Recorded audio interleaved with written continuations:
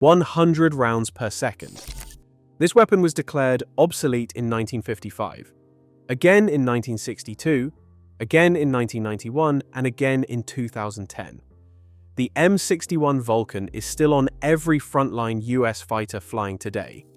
The Pentagon spent over $40 billion on replacements. Everyone failed or was cancelled. Not because the Vulcan is perfect, but because everything built to replace it was worse. That story starts with a single memo. In 1955, the United States Air Force Air Staff circulated a memo that would echo for decades. Guns, it declared, were officially dead. The future of air combat, according to Doctrine Note 555, belonged to missiles alone. The rationale was clinical. Removing the 20 or 30 millimeter cannon from a frontline fighter saved up to 350 pounds. A savings that translated directly into fuel or speed, the two currencies of interceptor design. In the procurement specifications for the F-101 Voodoo, F-102 Delta Dagger, and F-106 Delta Dart, the absence of a gun was not an oversight but a selling point. The F-102's clean nose cone, free of cannon mounts, promised Mach 1.25 performance. The F-106's gun bay was left empty, the space reserved for yet more radar and missile electronics. Missile test data from the era painted an optimistic picture. The AIM-4 Falcon, a heat-seeking missile, and the radar-guided AIM-7 Sparrow were projected to achieve kill probabilities of 60 to 75% in simulated engagements. The Air Staff's technical assessment insisted that advanced fire control radars and data link systems would deliver perfect target acquisition, rendering close-range gunnery a relic of the propeller age. Procurement files from the late 1950s show how thoroughly this faith in technology shaped hardware. Contract language for the F-101A, delivered in 1957, called for the removal of its single 20mm gun. The F-102A and F-106A arrived in operational squadrons with no internal gun at all. Every pound was accounted for, every ounce justified by the promise of a missile-only future. On paper, it was a triumph of modernity. In the cockpit, pilots began to wonder what would happen if the paper was wrong. Combat over Vietnam put the missile-only doctrine on trial. Rules of engagement demanded pilots visually confirm targets before firing, making the promised long-range missile duels a fantasy. The AIM-4 Falcon, once projected at a 60% kill rate, left crews waiting through a 3-second arming delay, an eternity in a turning fight. Actual kill probability for the Falcon in combat fell below 10%. The AIM-7 Sparrow, supposedly the radar-guided answer, delivered little better. Pilots found themselves holding down the trigger and watching nothing happen as MiGs flashed by. After-action reports read like a slow-motion disaster. With no gun on board, Phantom crews resorted to bolting SUU-16 and SUU-23 gun pods onto the centerline. The solution was awkward at best. The pods cost up to 40 knots of airspeed and threw off handling. Vibration and flex meant accuracy was more theory than practice. Robin Olds, the most respected fighter leader in theater, summed it up. "Give me a gun I do not have to bolt on like a lawn chair." Despite every penalty, the gun pods racked up kills. The contrast in kill ratios was stark. By 1967, missile-only F-4s managed a 2.3 to 1 kill ratio against MiGs, while earlier gun-armed jets had posted numbers closer to 10 to 1. The Air Force, faced with mounting losses and pilot revolt, authorized the F-4E with an internal M61 Vulcan in 1966. The cannon, once declared obsolete, was welded back into the world's most advanced fighter. Doctrine had promised progress. Vietnam delivered a reality check. The vindication loop was now in motion, and the next generation of optimists was already preparing their rebuttal. By 1991, the Air Force was ready to close the book on guns for good again. Operation Desert Storm arrived with the AIM-120 AMRAAM finally in the arsenal, promising the beyond visual range fire and forget kill that planners had been sketching since the Eisenhower administration.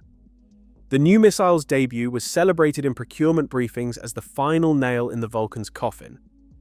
If you believe the official line, the era of dogfighting had ended somewhere over the Kuwaiti desert, replaced by radar blips and digital handshakes at 20 miles.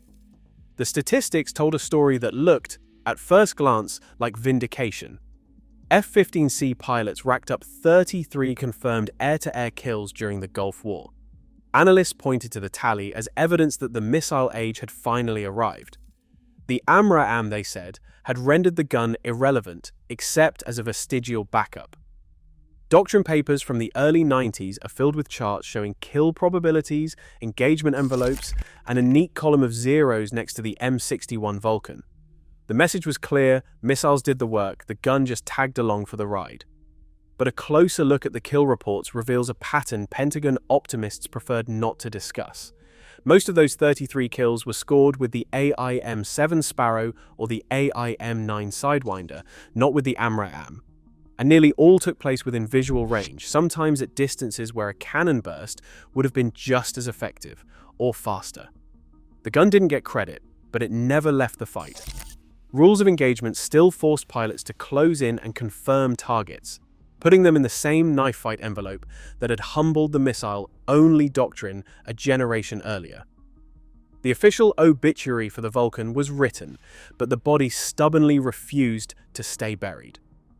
As the F-35 program began, the cycle repeated. New technology, new promises, and the same old question: what happens when the missile does not solve the problem? The F-35 entered the fleet with a gun that was supposed to be smarter, lighter, and more lethal than anything that came before. The GAU-22A, a 4-barrel 25mm cousin of the Vulcan, looked modern on paper. It offered 3,300 rounds per minute, just enough to keep up with the jet's sprints. But when the first jets reached initial operating capability in 2015, the gun's software was missing, literally. Pilots flew with a non-functioning trigger, while program managers promised a fix in the next software block. It took 2 more years and multiple patches before the gun could reliably fire at all. When it finally did, the cost ledger offered its own punchline. Each GAU-22A cost around $400,000, compared to $30,000 for a standard M61A1. The F-35's internal magazine holds just 220 rounds, a quarter of what earlier fighters carried. In operational testing, the Director of Operational Test and Evaluation flagged accuracy problems traced to mount flex, a problem solved on older Vulcans decades before. Even after the redesign, the lower rate of fire meant fewer rounds on target during the fleeting window of a turning fight. The Pentagon's own audit reports read like a slow-motion confession. The new gun worked, but not well enough to justify its price, complexity, or limited ammunition. Attempts to leapfrog the gun altogether have fared even worse. The compact kinetic energy missile, designed as a railgun-fired dart, failed to survive the launch shock. The XM301 lightweight cannon died with the Comanche helicopter.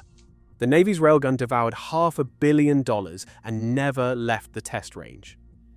Directed energy weapons like Helios and Shield remain stuck at the prototype stage, unable to deliver lethal effect against maneuvering targets or in bad weather. The Ahead airburst round, adopted in Europe, was rejected by the Air Force for software and logistics headaches it couldn't afford. Each program promised a cleaner, smarter, more futuristic kill. Each ended as a footnote in a GAO audit. The Vulcan, meanwhile, kept firing. Its obituary once again lost in the paperwork. Physics doesn't care about doctrine. In a turning fight, the pilot's firing window is measured in tenths of a second, from 0.3 to 0.8 seconds, if you believe the G-suit telemetry. At 6,000 rounds per minute, the Vulcan spits out 30 to 80 shells before the crosshairs drift off target. Each is a 20mm PGU-28 Safety designed to punch through composites and ignite whatever is inside. The mean rounds between failures sits north of 165,000. That's not a typo. It's a number that makes most missile systems look like prototypes. The gun itself weighs 275 pounds, or £202 if you are flying the M61A2, and it is the same mechanism that powers the phalanx on every US Navy ship. No missile, railgun, or laser has matched this ratio of weight to reliable, repeatable lethality. The Pentagon's own test logs admit it. In the time it takes to blink, the Vulcan delivers a verdict that no spreadsheet can refute. Enthusiasm for the next obituary is already gathering speed. The Next Generation Air Dominance program, with its classified contours and stealth-obsessed design, is pitched as the era when the gun finally disappears. Advocates point to directed energy weapons, artificial intelligence-guided missiles, and the promise of clean, contactless kills. But the evidence from Ukraine is less forgiving. A-10s and Su-25s still circle over contested ground, their cannons chewing through drones that cost a few $1,000s each, while the price tag for a single air-to-air missile can top $400,000. The economics of massed drones and cheap targets have forced even the most futuristic planners to reach for the old solutions. For every glossy rendering of a railgun-equipped fighter, there is a field report showing a pilot scoring a kill with a weapon last redesigned during the Eisenhower administration. The cycle remains unfinished, and the next chapter is already overdue. After 7 decades, the only constant in air combat is not doctrine or digital wizardry. It is the moment when pilots ask for something that actually works. As defense budgets chase the next revolution, the Vulcan endures. Physics does not read Pentagon memos. Drop your verdict in the comments below.